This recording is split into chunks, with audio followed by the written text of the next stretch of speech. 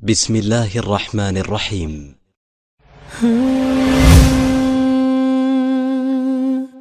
السلام عليكم.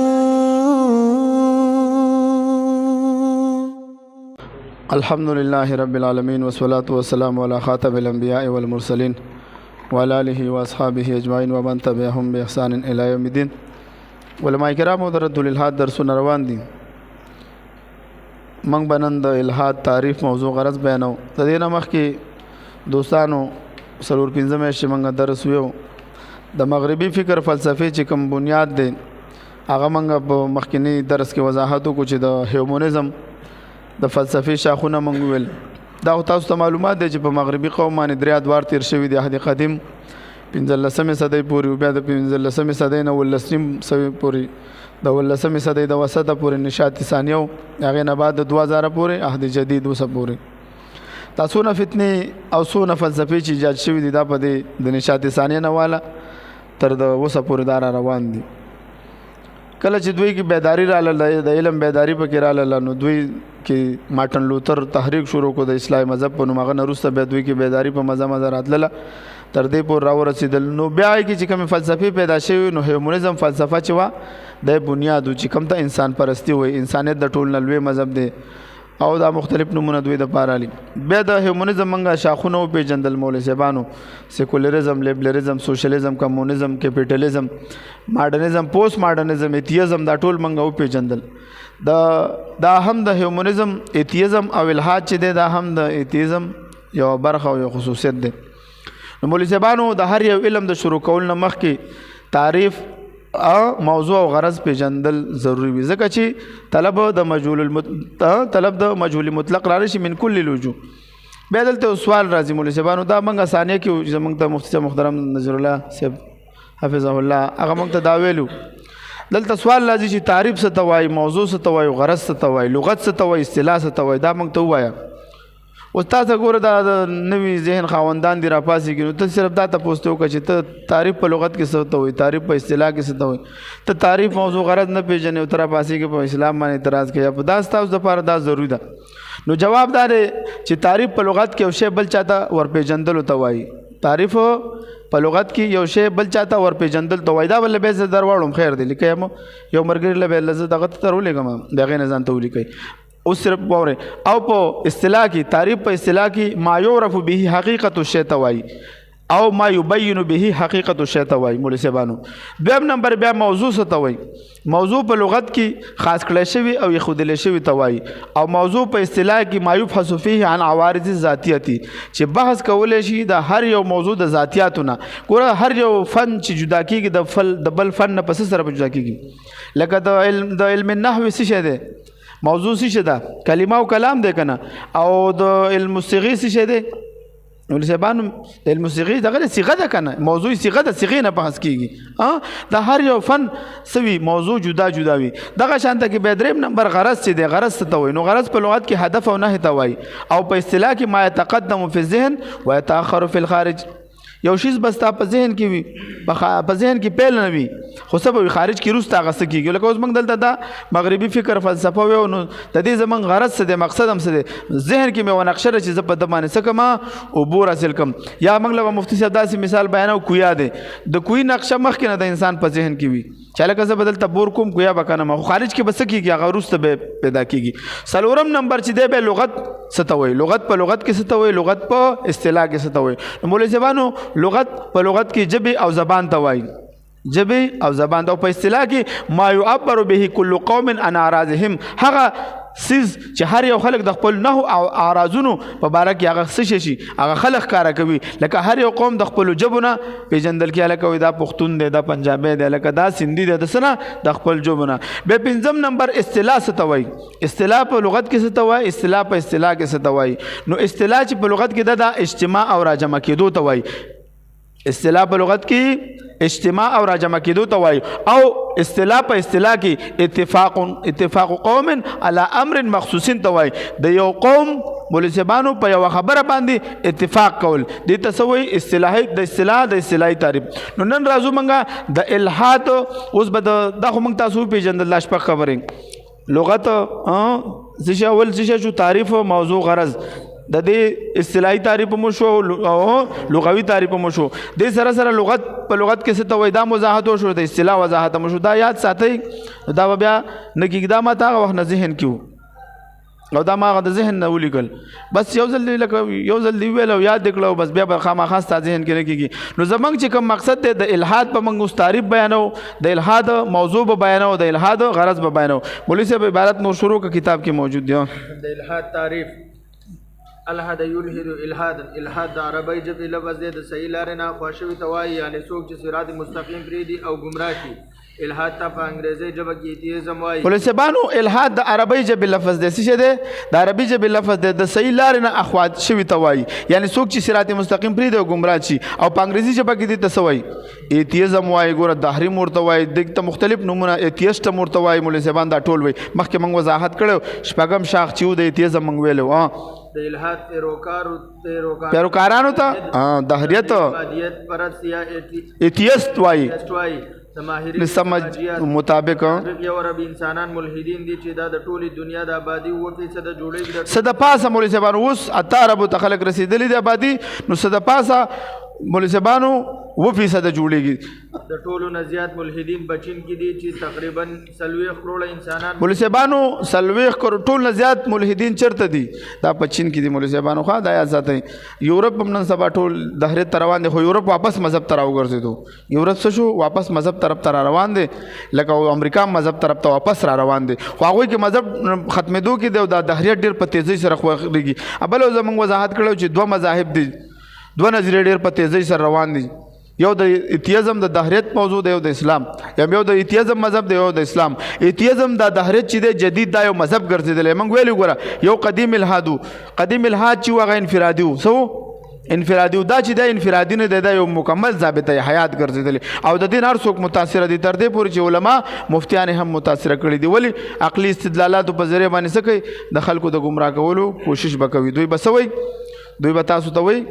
دا اوس ما تاسو ته وضاحت وکړو د بیماری په باره کې کنه وای ماشوم ولې بیماریږي ماشوم څه ګناه کړی ده که د والدینو د قصور په وجه کېږي دا خو ظلم دی حالانکه دوی فلسفې نه ته نه خبر چې دا بیماری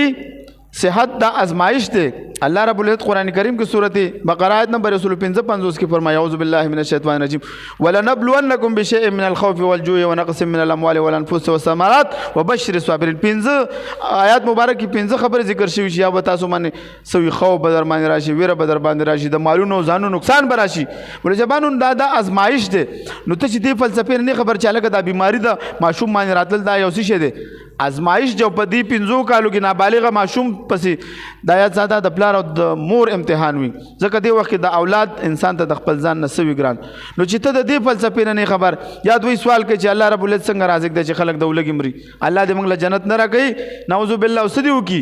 افریقا خلکو له روټي ورکی ولی الله څنګه الله ځان ته رازق وي خلکو ته ډوډۍ نه رسي نو موږ ورته چې تاسو د رزق فلسفې نه ځان خبر کوي کنه الله چې د کائنات کې د انسان ست ضرورت وي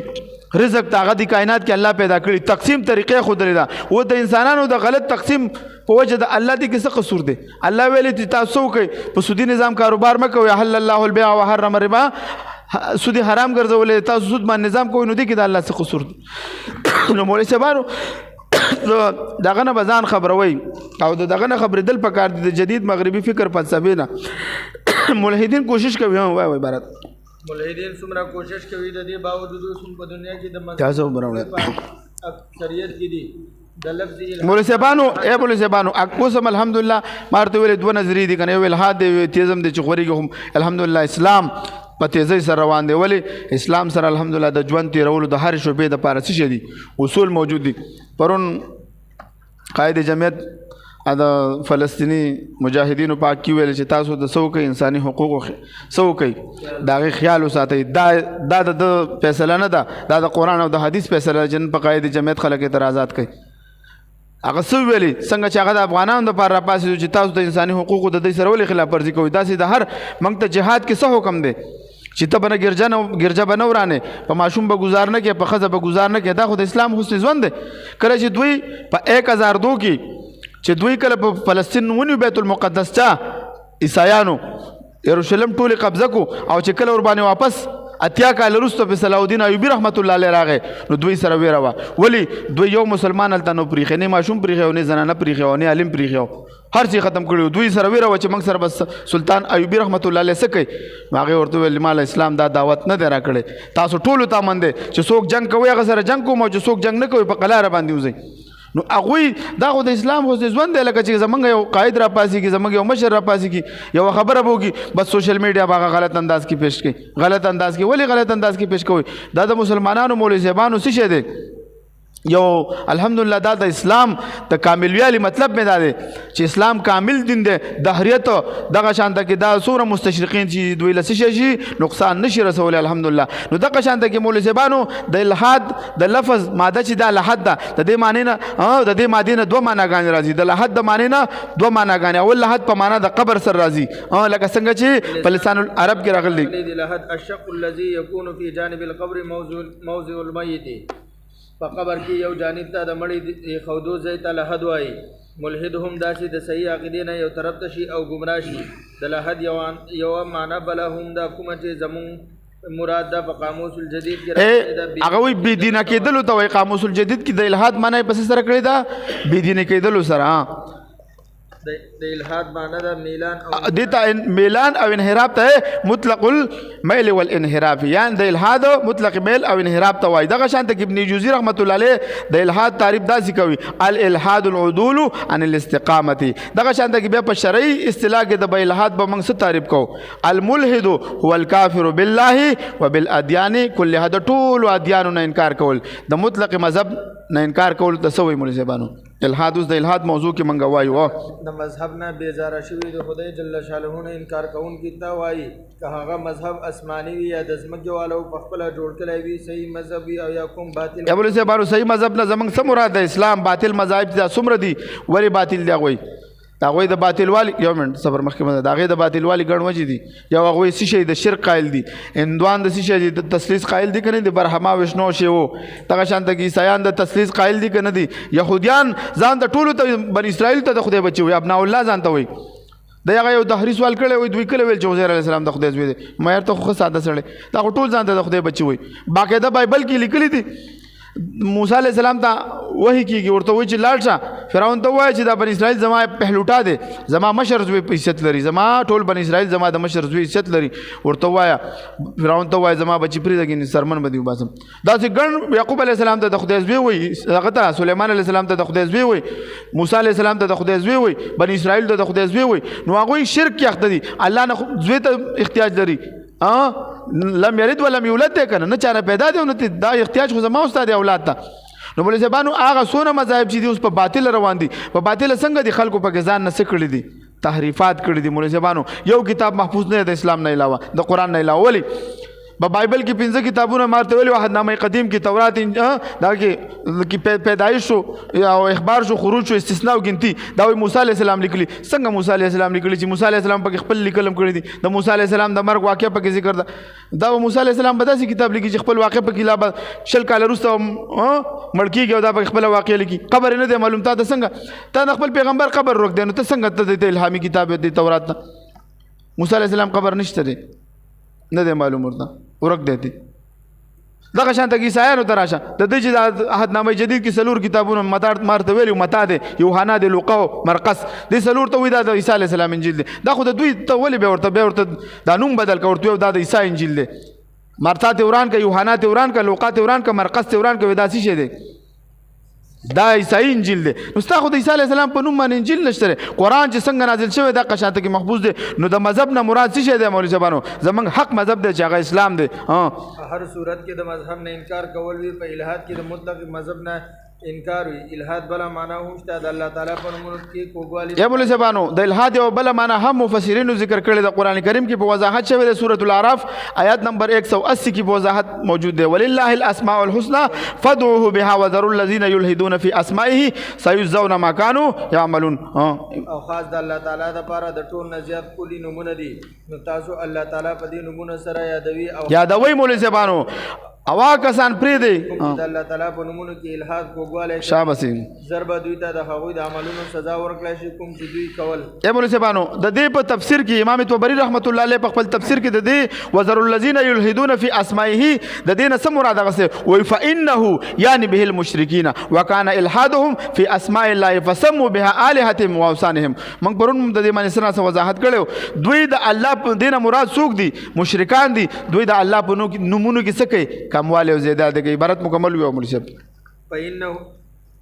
وذر الذين يلحدون في أسمائه فإنه يعني به المشركين وكان إلحادهم في أسماء الله فسموا بها آلهتهم وأوثانهم وزادوا فيها ونقصوا منها فسموا بعضها اللات اشتقاقا منهم لها من اسم الله. مولوی صاحبانو لات چانه لات بوت چې کم دی دوی د لفظ د الله نه څه کړو مولوی صاحبانو مشتق کړي او دغه شان د عزا چې د عزیز نه عبارت و سموا بعضها العزى اشتقاقا لها من اسم الله الذي اشتقاقا لها من اسم الله الذي هو العزيز. وقد نقل عن ابن عباس وقتادة رضي الله عنه أن الإلحاد هو التكذيب والشرك وقوله يلحدون أي يشركون ثم قال ولذلك بدل توي ولذلك قيل لله هدي دا یو طرف ته کېدو ته هم وي څنګه چې د الله په نومونو کې کوګواله کوي نو یو بل معنی هم منغو امام طبری رحمت الله علیه فرمایلی دي دینه مراد مشرکان دي کوم چې د الله تعالی په نومونو کې څه کوي کمواله او زیاتواله کوي لانه في ناحيه منهم دا پښتو د ترجمه ما چې کوم ته ورسم فرمایلی دي د دینه مراد مشرکان دي کوم چې د الله تعالی په نومو کې کمول او زیاتول کوي او دوی ته الله تعالی نومونه د خپل بوتانو د لپاره استعمالوي د الله نومونه چا د لپاره استعمالوي ولی د اغوین د عقیده و چې ګوره خدای موجود دی د نبی چې تاسو کو چې تاسو د عبادت ولې کوئ د بس ویلې نعبدهم آیات څنګه ده الا ليقربنا الى الله زلفا ما نعبدهم الا ليقربنا الى من خو عبادت دې لپاره نه کوي چې دا خدایان غنو دې به چې تاسو چې من خلق السماوات والارض چا پیدا کړی دې بس ویلې الله قالوا دې بس ویل چې الله پیدا کړی دا خو ګوره مشرکانو شرک کوي سره نو د الله په نومونو کې وسه کوو مولوی صاحبانو کوګواله به کوو دوی په دې طریقه الحاد کوي لدوی څخه د الله د بت نوم دی خدای د نوم نه اخیستل شوی دی کوم چې الله دی او دوی د ځینې نومونه العزا د خدای له نوم څخه کوم چې العزیز غالب دی اخیستی دی د ابن عباس رضی الله عنه قتاده الله نه را نقل شوی دی چې الحاد تکذیب انکار او شرک دوای او دا وینا یلحدون او دا وینا یلحدون هغوی انحراف کوي شرک کوي او هم دی وجه قبر ته لحد ویلی شوی دی ځکه چې دا یو اړخته وي د قبر نه میز. مولوی صاحبانو انبیاء کرام علیهم السلام ته چې الله تعالی کوم مذهب ورکړی د هغه د ټولو اعلاتو نه بالکل پاک وي که هغه تعلق د فلکیاتو سره وي که د هغه تعلق د طبیعاتو سره وي که هغه تعلق د حیاتیاتو سره وي او که هغه تعلق د نفسیاتو سره وي په زرهاو کلونو وشو چې په هره زمانه کې څومره ایجادات کېږي د هغې وضاحت په قرآن او حدیث کې موجود دی. مولوی صاحبانو ما په دې باندې پرون څه خبره کړې وه چې یو زموږ د قرآن کریم نظریه ده د ساینس متعلق د ایجادات او فلکیات مبارک یو خبره غلطه نشي ثابتېدلې ټولې دنیا ته موږ چیلنج دی قرآن پرې د حدیث مبارک الله وضاحت کومه ډاکټر مورس بوکای په نوم باندې دا د یو مشهور شخصیت تیر شوی دی دا د شاه فیصل صاحب چې باچا تیر شوی دی د ذاتی معالجو دا چې کله دلته راغی نو د باچا به کله ضرورت پیږي چې دا راوغواړو دا خپل هوټل کې ناست سعودي عرب کې د یو میاشت دلته تیره کړه نو د وایي چې هسې ناست یم قرآن کریم د دغه ترجمه یې راواغسته انګریزي نو د به انګریزي ترجمه کتله نو دی کې دا د فلکیاتو باره کې به چې کوم دغه راتله دله به خوند ورکو ځکه هغه خپله ساینسدان خوند یې ورله ورکو دا مطالعه کوله بیا داسې شو چې دا لاړو دغه ته واپس خپل دغه ته لاړو بیا د بایبل نه څه خبرې لکه زموږ مسلمانان که پروفیسران هم دي ګوره ماشاءالله په قرآن باندې پوهېږي خو د قرآن استدلال به په ځان تابع کوي د قرآن تفسیر د خپل ځان نه کوي بیا د مفسرینو اقوال ته ترجیح نه ورکوي دوی نه پوهېدل عقل پسې ځي که نه هغې نه متاثره شوي دې ځکه خو دغه حمیدي هم ګمراه شو دا منیر شاکر هم اوس روان دی د خیره لږ وخت پس به دا امریکا کې ناست دی هلته نه به ټنګی او د اسلام خلاف به کار کوي الله دې والله هدایت وکړي مسلمان دی او موږ پې خفه کېږو چې عقیده خرابه شي او بیا سبا آخره کې د دنیا 2 ورځې ژوند دی بیا به جهنم کې پروت دی هغې څه مطلب نو مولوي صاحبانو هغه ډاکټر صاحب چې بیا چې هلته بایبل ته لاړو د بایبل بیا دغه چې کتل د بایبل عبارتونه بیا چې کتل هغه به د فلکیاتو خلاف و لکه د دوی دا نظریه چې مرکز ځمکه ده نو ځمکه خو مرکز نه دی مرکز خو د نور دوی ګرځولو مرکز اوس سره شته نه اوس خو دا نظریه ده نو ده بیا کتاب ولیکلو ما سره شته پی ډي اف کې بیا ما بل دا کړی دی هغه د اسلام قرآن بایبل او ساينس ډیر بهترین د اسلام وضاحت دی ډاکټر صاحب کړي په خپل غټ انګريز دی بیا د امام بخاری رحمت الله علیه په سلو احادیث راجمع کړو ګوره زل یوازې قرآن نه احادیث هم الحمدلله د ویل چې ما سل احادیث د فلکیات په باره کې راجمع کړل صرف 2 حدیثو باندې زه اعتراض کوم ډاکټر حمید الله صاحب رحمهم الله اوس په پچو دی ډیر هغه یو د احادیث په نامه یو کتاب هم لیکل دی نو مې ذهن نه راته وته هغه باندې دا اعتراض وکړو هغه ملته لندن کې نو دته ویل چې زما په سلو احادیثو کې دا 2 حدیثو باندې زما اعتراض دی د 2 حدیثو باندې نور نو د 2 باندې اعتراض دی یو هغه حدیث ته چې دا د اشربو من ابوالها والبانها دا حدیث ته چې تاسو امتیاز اوس کې نو امتیازو کې شفا نشته یو د مچ د وزر په باره کې چې دا پریوزي په دې کې شفا ده او په بل کې څه شی ده په دې کې بیماری وي او په دې 2 مې اعتراض دی نو دا ډاکټر صاحب حمید الله رحمهم الله ورته ډیر ښه جوابونه وکړه هغه ورته ویل ګوره موږ د میټریک د 9 او 10 په د ساينس په کتابونو کې دا ویلو چې یو ساينسدان یو ځل تجربه وکړي بل ځل تجربه وکړي دریم ځل چې تجربه وکړي دا 50% صحیح شي او بس بیا ضرورت نشته چې څلورم ځل یو کې به دا 100% صحیح شو نو 100% خود تجربه نه کړې کنه 100% به ولې صحیح غني خبره پوهیږي کنه پوهیږي 100% به ولې صحیح غني په کار ته چې 100% تجربه وکړي به 100% وګڼي او یا دا صحیح ده نو وای تا چې 100 حدیث را واغستل 100 تجربه دی وکړي نو دا 2 کې د شي په ذهن کې ناراضي نو دا 2 صحیح دي غوستا په ذهن کې بنه راضي ته د 2 پوجا په 100 څنګه اعتراض کې پاټن به باندې هغه ډاکټر سره ومنلو بالکل دا خبره صحیح ده بیا ورته راغو دغه په باره کې د امتیازو د وخت د امتیازو سکلو په باره کې نو ورته ویل چې دا یو بیماری ده او دغه ورته د یو بل فلسفي د یو انګريز د کم چې د مورخین دی کم چې د سفر کې سیلانیانو د کتاب حواله ول ورکړل دوی ویل چې کله دې سهارا ته لاړم هغه زینو کې بیماری لګیږي دا چې بیماری د داسې نومې د ذهن مالکل هم نه ځانته هغه ذهن نه مسوته هغه بیماری چې ورلګي سړی ته خېټه وپړسیږي په سړی باندې دا چې کله دلته لاړو دلته دا بیماری دلته ولګېدله دا واپس چې کله خپل لندن ته لاړو ډاکټرانو مالجان ته لاړو چې بھائی زما د علاج وکړئ زما د بیماری هغه ویل یار دا خو داسې لا علاج بیماری دا نشته دی البته دا بیماری چې چېرته تا ته لګېدلې ته واپس هلته لاړ شه کیدای شي هغوی سره خپل څه داسې او د څښلو د ترتیب وي د دوایي وي خپله بعضې خلک خپل علاجونه خپل کورني علاجونه کوي مولوي صاحبان دا د قدیم زمانې نه را روان دي دا سړی واپس لاغو دا سیلانی او دا مورخ واپس راغی هغه ته الته چې راغی هغه چې تاسو کو دا چې چا سره میلمو د چې ځان لکم خادم ربیلی ولې هغه چې وکړه چې رنگ دې جړ شوی د خېټه دې پړسېدلې دا څه مسله رمان شوی ده وای د دې علاج تاسو سره شوی بالکل شته دا ولې ګول ولته د وای ته بده دی خوانو په دا کې بس غوجل کې بس عملي باړ کې او امتیاز یو دا بس کې یو هفته چې دا علاج کو ټیک ټاک شو واپس چلاړو هغه چې کله ورته دا حواله پیش کړل ډاکټر رومن جاوزی دا د مچ په باره کې ورته حمید الله رحمت الله علیه ویل چې ګوره دا خو ته د دې ته خو ساينسدان استا ته خو د دې دغه نباتات او د دې حشراتو په باره کې ستغه نشته کې دې شي چې الته داسې مچان وي کې دې شي چې الته داسې هغه وخت کې داسې دغه چې هغه کې سوا په یو کې شفا او په بل کې او دا اوس ساينس هم ثابت کړه به ورته د هغه جدید ساينسدانانو دغه ورکړي چې په دې بعضي داسې دغه شته داسې مچان داسې شته چې په یو کې سوي په یو کې څورته وي یو کې شفاوي بلکې مرض وي نو لکه مطلب مې د خبرې څه ده قرآن کریم خو پرې چې زمونږ حدیث هم الحمدلله د فلکیاتو د ساينس سره مطابق دي خدا خبر یاد ساتي چې ګوره نه زمونږ حدیث د فلکیاتو د پر راغلي دي او نه زمونږ قرآن دا د سره پر راغلي دي دا د هدایت کتاب د مولوي صاحبانو د قانون د یو اصول دي تر قیامت چې څونه خلک راضي سبا کیږي په دې کې د لپاره اصول موجود دي نو مولوي صاحبانو دې پورې موږ راورسېدو اوس د الحاد موضوع څه د مولوي صاحبانو د دوه درې خبرې کو بیا سبق بس کو د الحاد موضوع چې دا مطلق مذهب نه انکار کول دي مولوي صاحبانو کا سماوي مذاهب دي سامي مذاهب سامي مذاهبو کې يهوديت دي عیسایت دي اسلام دي مولوي صاحبانو که غیر سامي وي غیر مذاهب وي لکه دغه شان د هندو مت شو بت مت شو سیک مت شو دغه شان جن مت شو مختلف مذاهب دي مولوي صاحبانو نو دغه شان د کې به د الحاد هدف او غرض شي د مولوي صاحبانو نو د الحاد غرض د مسلمانانو په زړونو کې شکوک او شبهات پیدا کول د الله د وجود نه انکار کول مسلمانان د خپل آخرت نه غافل کول څنګه غافل بس خپل چری بیری کوا دا د پوسټ ماډرنیزم نظریه دوی سوې وای دا فلسفه هم څه اصول لري مولوي صاحبانو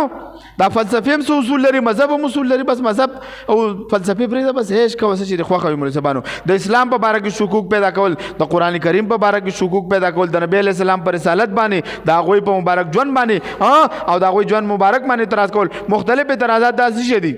د الحاد دا هدف دی او دا غرض دی. نو د الحاد اقسام چې دي مولوی صاحبانو دا به د خیر سبا وایو چې او الحاد مطلق دی دغه شانته کې نفسیاتي ملحد دي پکې د ډیزم والا پکې دي دغه شانته کې دا ټول به سبا وایو. واخر دعوانا الحمدلله رب العالمین.